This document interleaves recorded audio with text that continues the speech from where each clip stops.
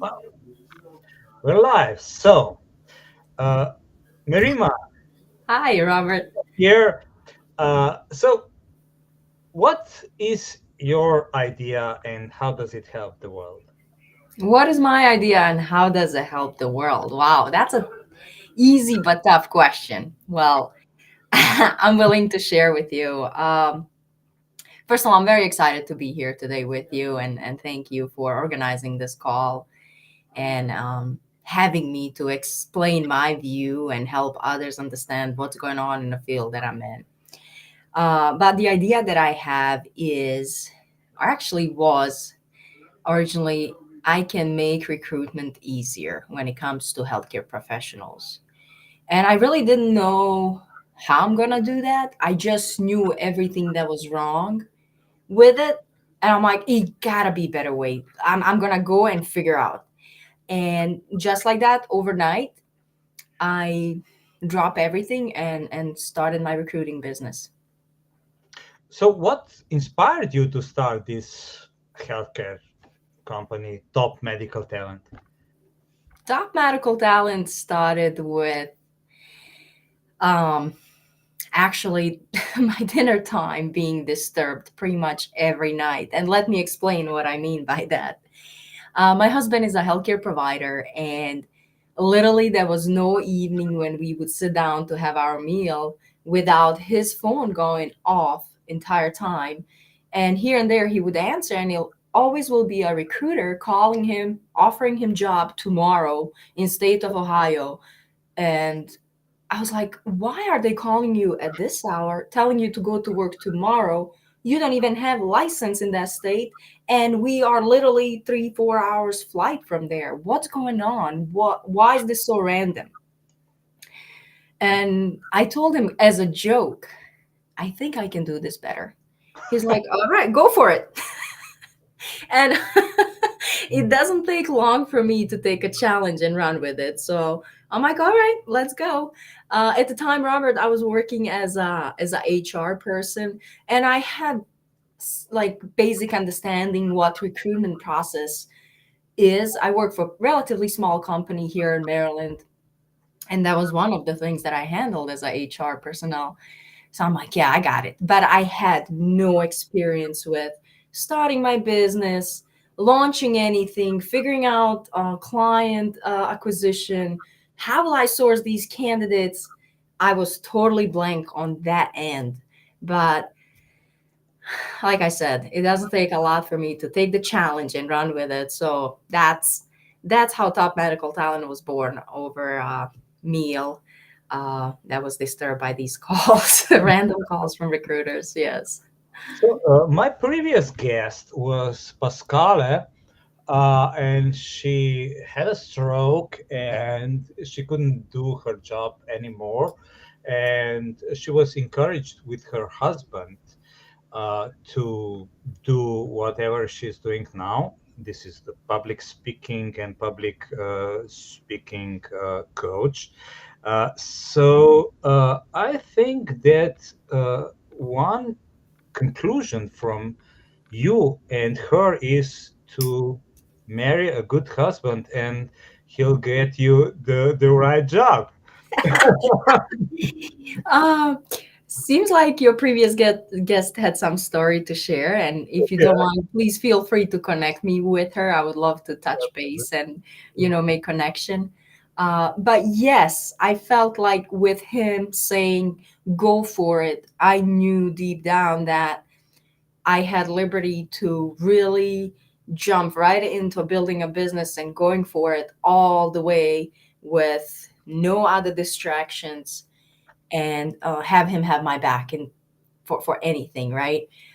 So till this day, I find him to be my biggest support in a sense of, as business owners, you have days when you're really like thriving, you're on top of the world. I was born to do this. And next day, you're literally out there being like, am I stupid? How did I end up here? Right? It's so insane how you always on this roller coaster, and he's there to lift me up, and he's there to cheer me on rather. And yeah, I would say you're right, I did marry a right guy. Excellent. So, uh, what was the best advice you've ever received about entrepreneurship? um, I gotta mention my mentor. He said something to me in a conversation that I don't think he even understood how that scratched my heart and seared into my brain.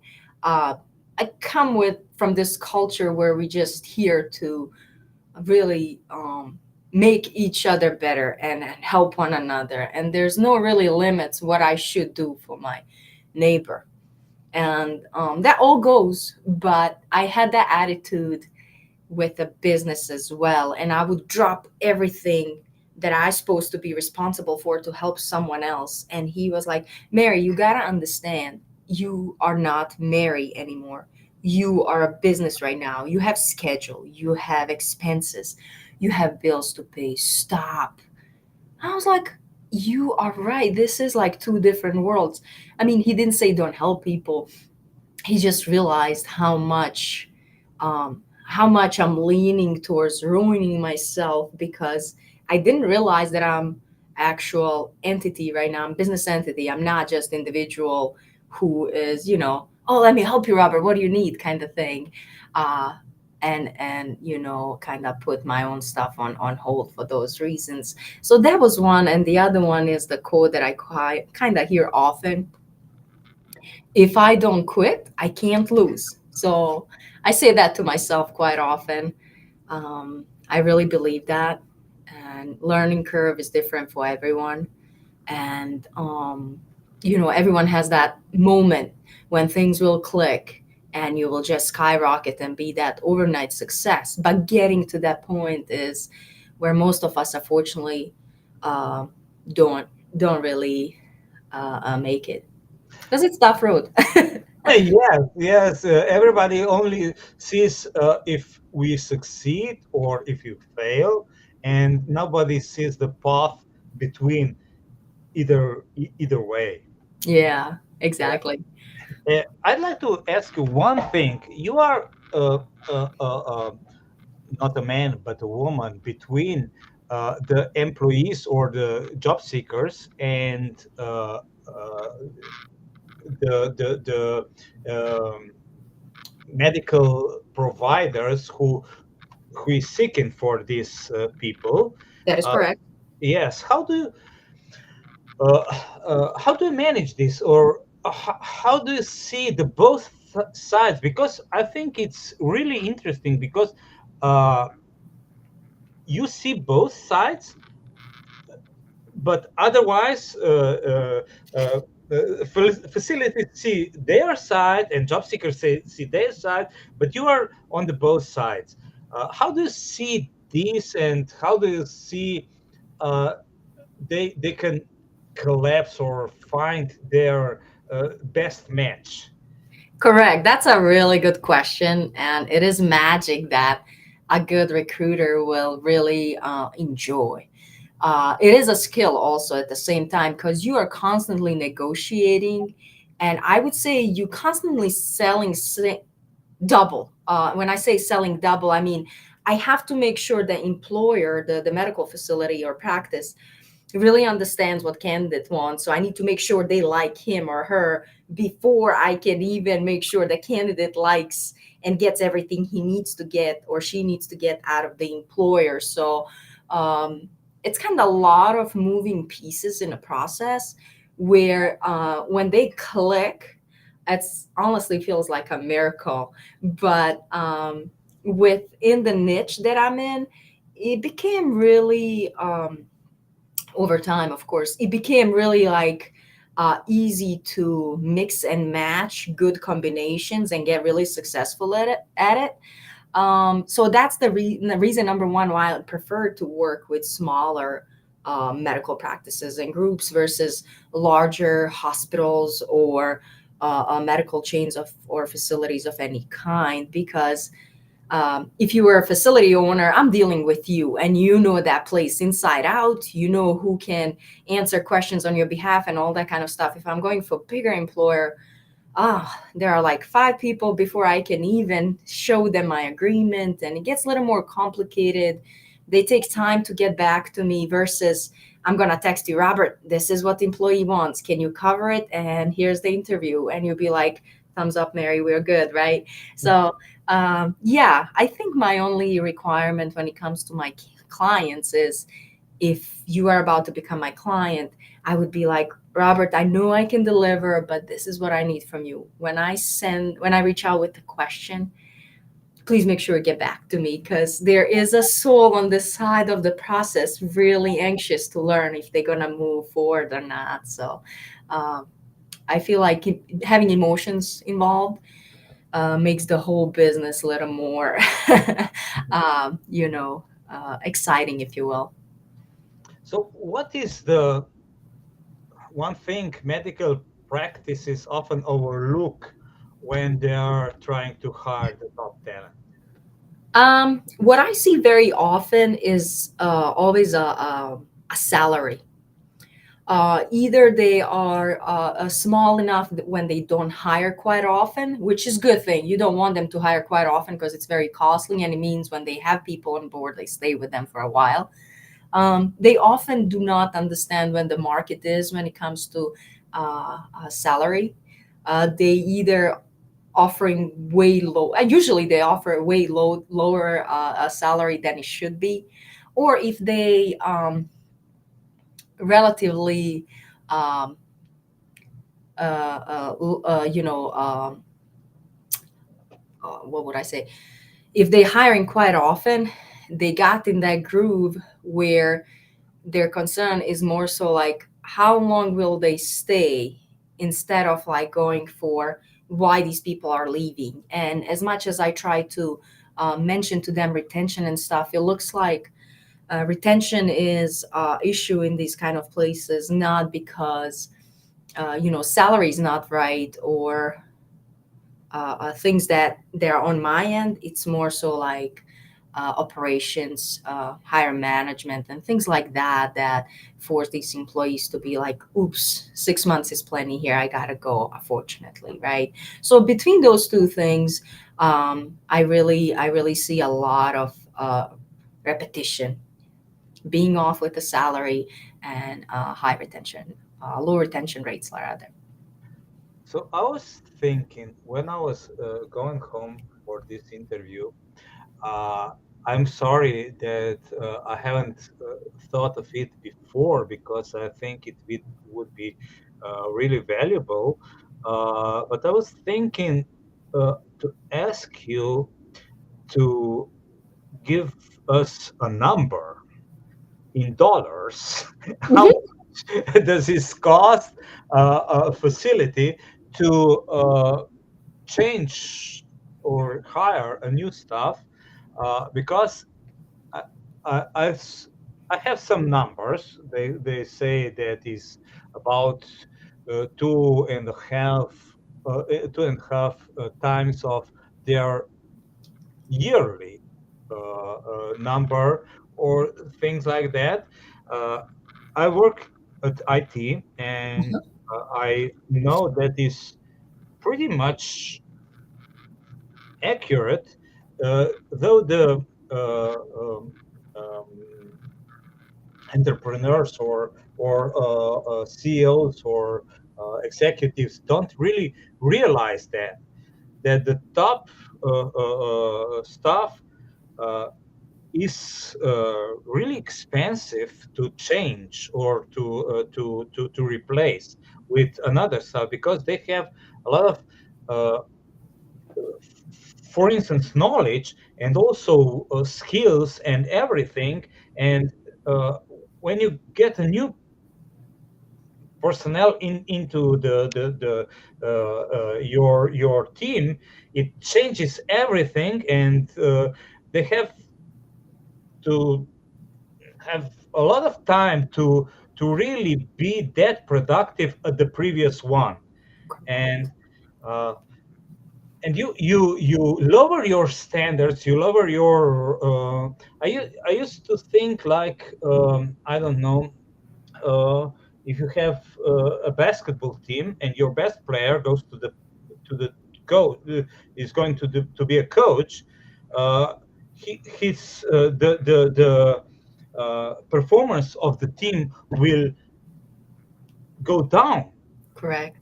Yes, Yeah. because the best player is out, and you know, uh, and they just don't get that.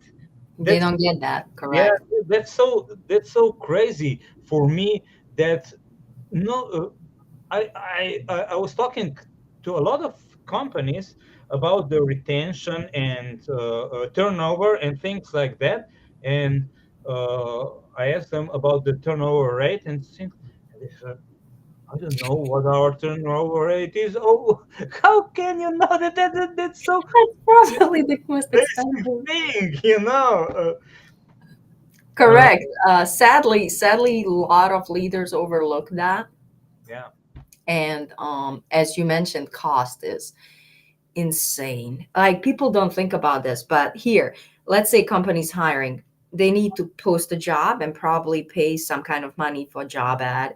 If they can really have good applicants, they gotta hire somebody like me. That is very costly. Then when the finally employee is there, how many people spend hours working on this employee? Set up IT access, train him, give him tour of the new establishment, have him all engaged with all these processes. I mean, those are hours and hours of other employees trying to nurture this new person in a company before they can even start really working, right? And it adds up. It definitely adds up. So um, I would always recommend retention over anything. And being loyal to one employer sadly is not recognized by employers. Like if the candidate, if the what is it, employee now, right, is there for so long, that there should have incentives. They should. Sadly, the incentives are often not good enough. So they say that loyalty is very costly, and that's the reason why people uh, jump from job to job. Because if you go on Indeed and you see same job you're doing with a pay that is 20% more, you'll be like, wow, I'm applying. I don't care how much I love my boss. yeah, I have to. Right. So, what do you suggest is the best? I don't know, trajectory, or where do the best healthcare professionals should look in US where you are for the jobs, or what is the best opportunity for them? That's a really awesome question. Huh. There are many streams, right? I would say it depends on the actual field that professional is in within the healthcare.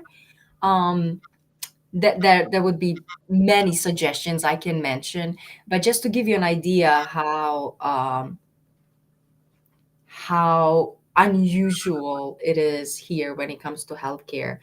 I have job openings. This will be my actual official answer to you. I had job openings for technicians. So people with, you don't have to have any kind of medical degree, right? 2 years of junior college, you're good to go.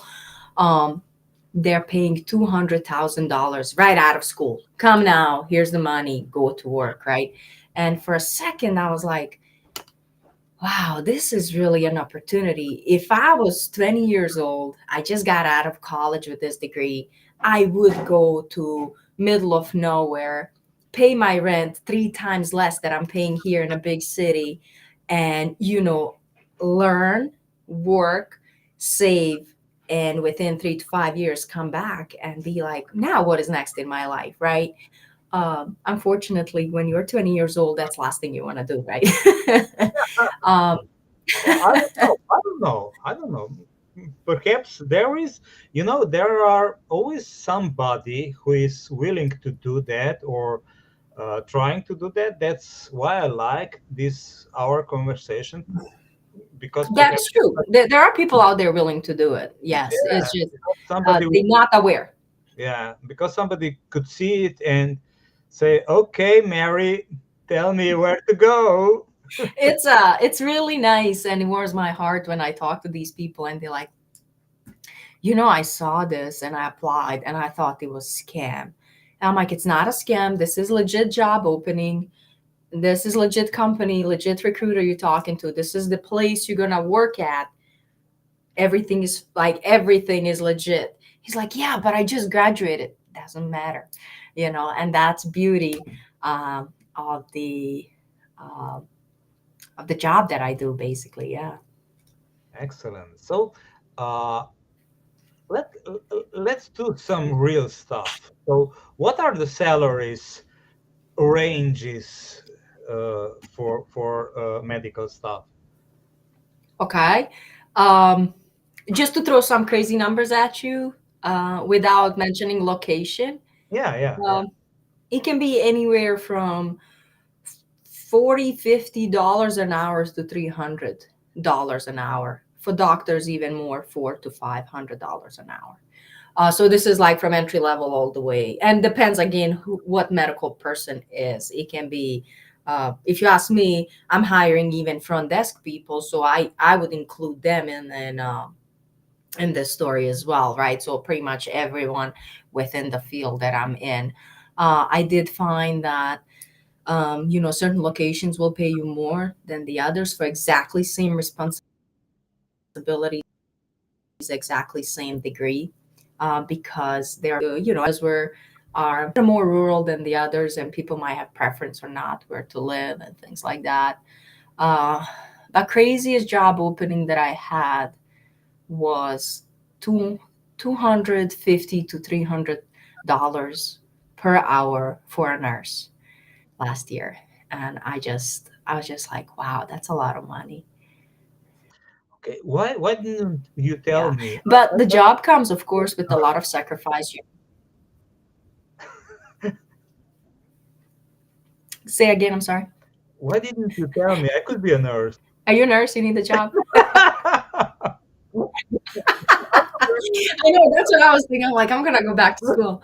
Um, no, these price tags are there for a reason. I would like you to Yeah. know that these people will leave their homes and uh, pretty much sleep in a hospital for 2 weeks or rent a little apartment somewhere nearby, far away from home, far away from family, in the middle of nowhere, not knowing anyone. I mean, it comes with it's not for no reason that kind of price, I would say, Yeah. right? Okay. Okay. So now let's get back to the you became an entrepreneur.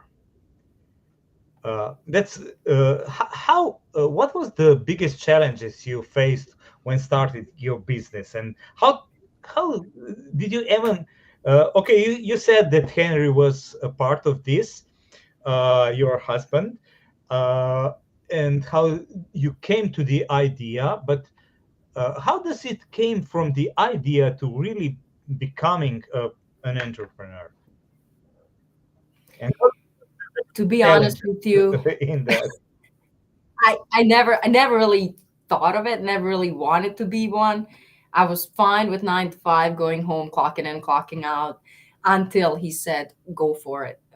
With my very first statement when we just started conversation, and I truly believed, and I think that's the secret sauce to every successful entrepreneur. You believe that you can, and deep down in your heart that and you can do something that can help someone else, and you feel obligated to go for it. And I think I overnight I hit that point. I'm like, I can do this better. These people should not be calling random guys and girls for work. This can be better. I can fix this. I had no clue. Again, I had no clue how to do it. And when you roll up your sleeves and you go for such a calling, you really don't see end to your work day. You don't see end to your project.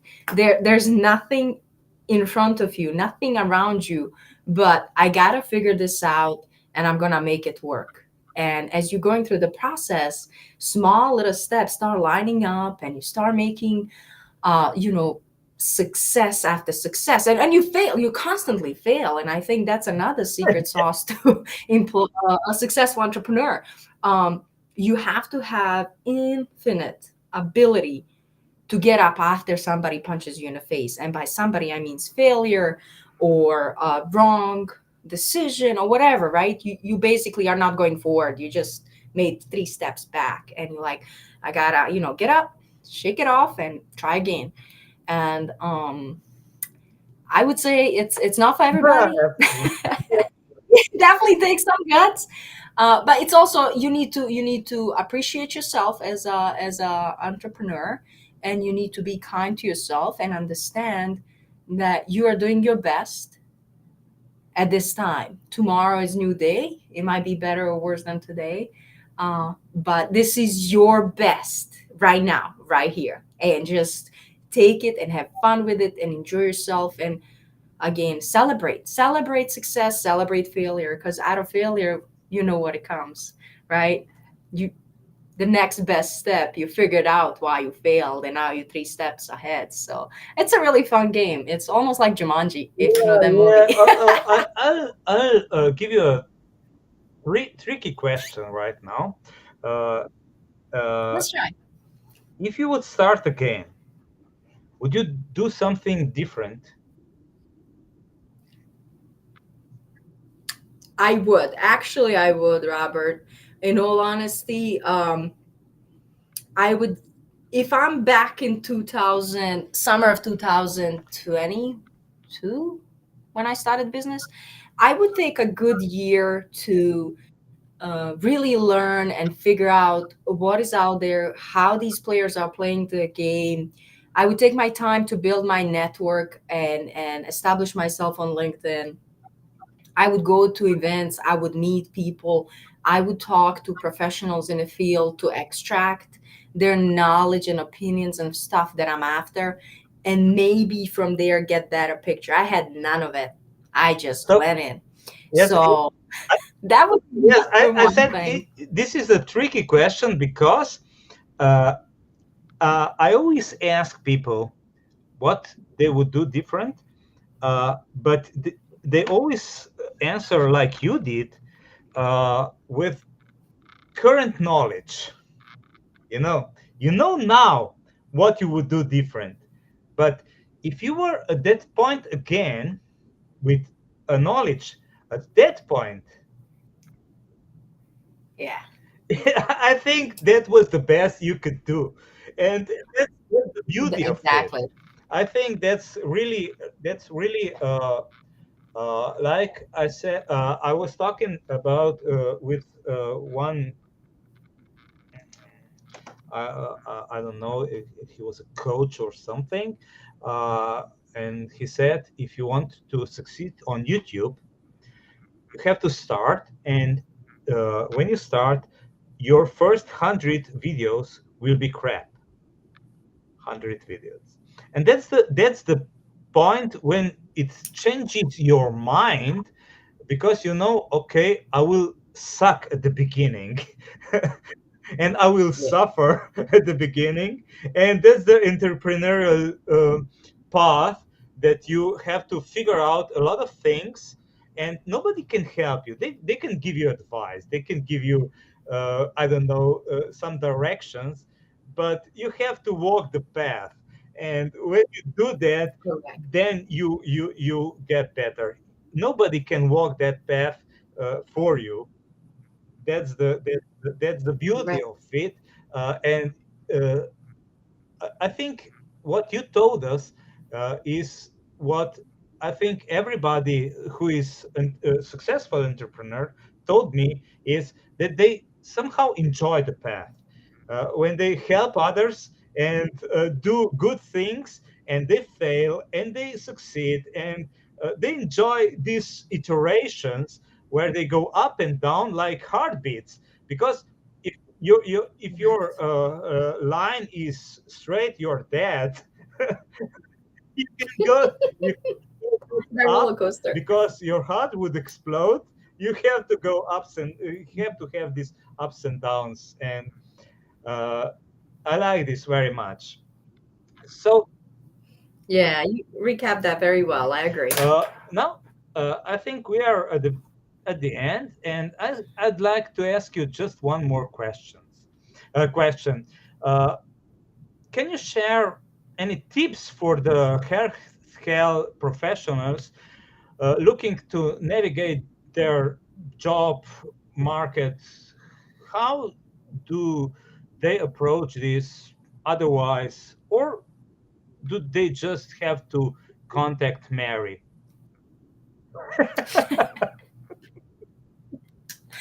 Ah, I say all of the above. No, just jokes aside, but I wanted to share that I see a lot of times with new grads, they really don't know where to go, how to approach this. They just got degree, they excited, but they know they don't have experience. And for some reason, they think they might not be valued in this market. They very much are, right? And if they're not new grads, if they've been in a game for a while and they have connections, they know people, I would say looking for a new job, regardless of industry, it's like preparing to run marathon. And I know you're a marathon runner, right? You have to have strategy down. And my biggest thing and number one advice to all the candidates and potentially job seekers in general will be keep networking. Um, in a sense of here's one thing that a lot of people really don't understand when it comes to looking for a job. Even though you're new grad, um, or you don't even have degree, you're just somebody out there trying to figure out where to go in your life, the true leaders do see potential in those people before they have experience, before they have degree, before they have resume looking like $1 million, and they are willing to take the chance on those people, coach them and let them grow within their organizations and get them out there, right? And people underestimate power of personal connections and networking and being out there telling people who you are, what you believe in, where you see yourself. Those are huge. I would say networking, making connections, and selling, literally selling your good self to the potential hiring managers, business owners who might be hiring whoever, whatever they're looking for, right? It might be best and like 100% better way than any recruiter, any job board, or anything else out there. I've been through this process totally blind through it, never knew that's really what happened to me. Um, but I was just out there telling people, hey, I'm an immigrant. I just moved to the United States. I am willing to take on the world. And without any degree, I was running departments in an industry, and I was like, how did I get here within 3 to 5 years? I'm like, I I I was confused, but that's what it was. I was there telling them that I can, and they saw it. They recognized that. They gave me small challenges and let me grow. So um, I really would like for a lot of youngsters out there, especially new grads, do not underestimate yourself.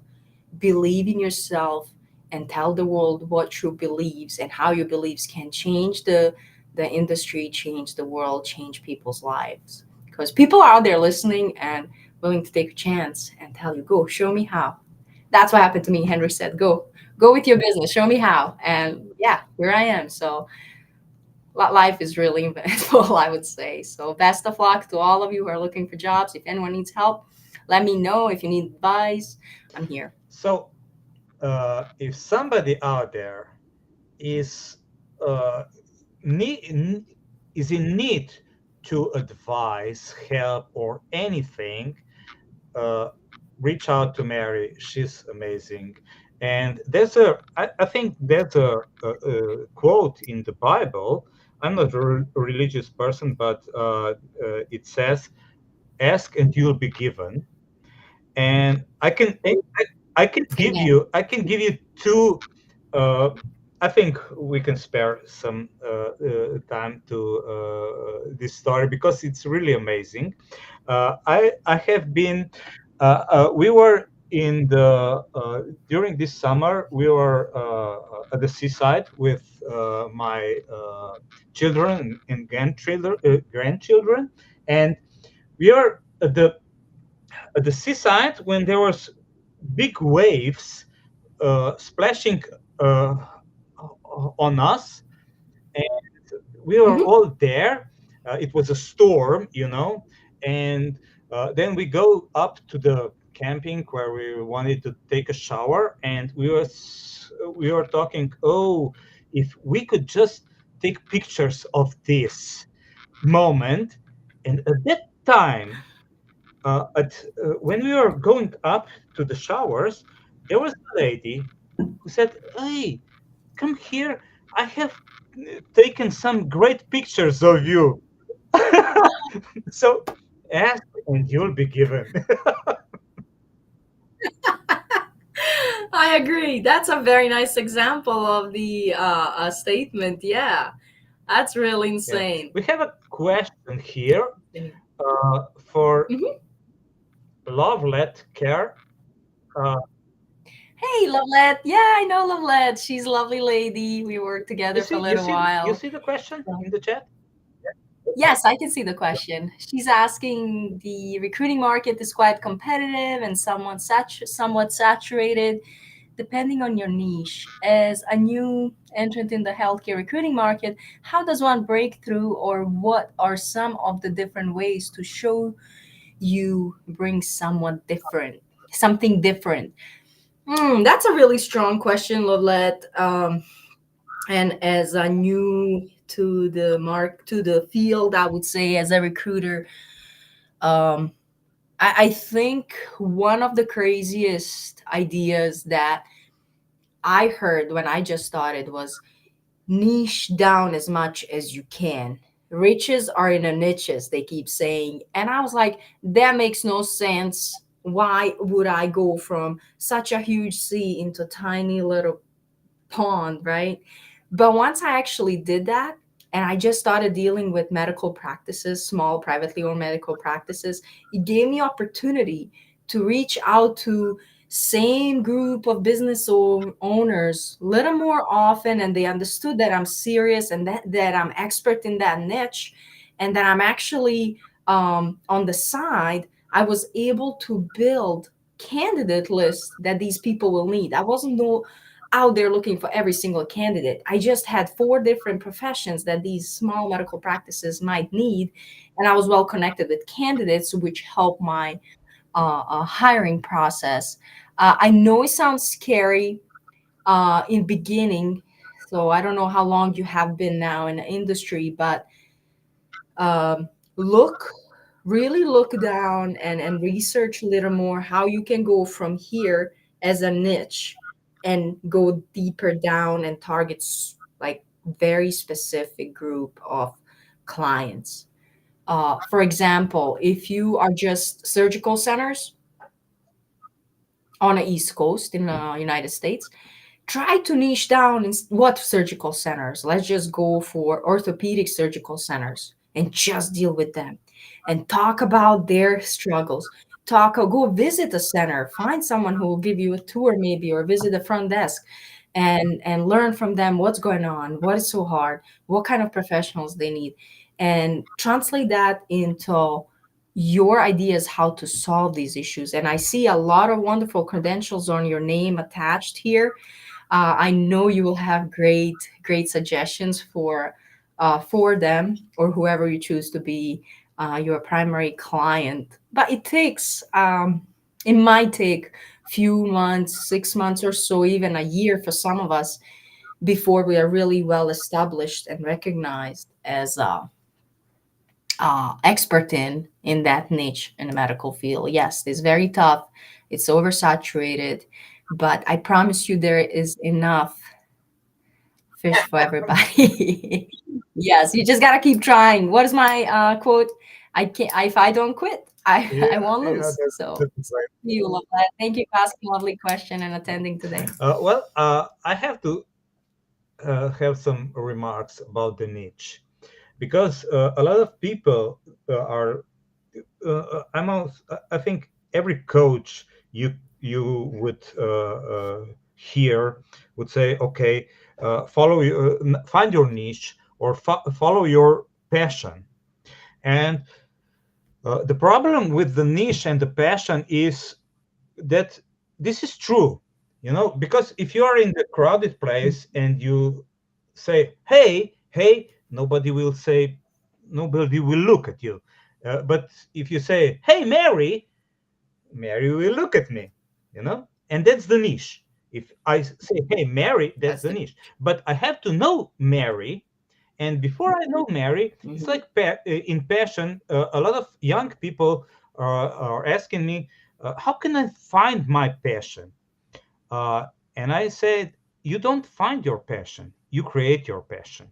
And you cannot create your Mhm. passion with sitting in front of TV, watching Netflix, or scrolling on your phone, looking at social media.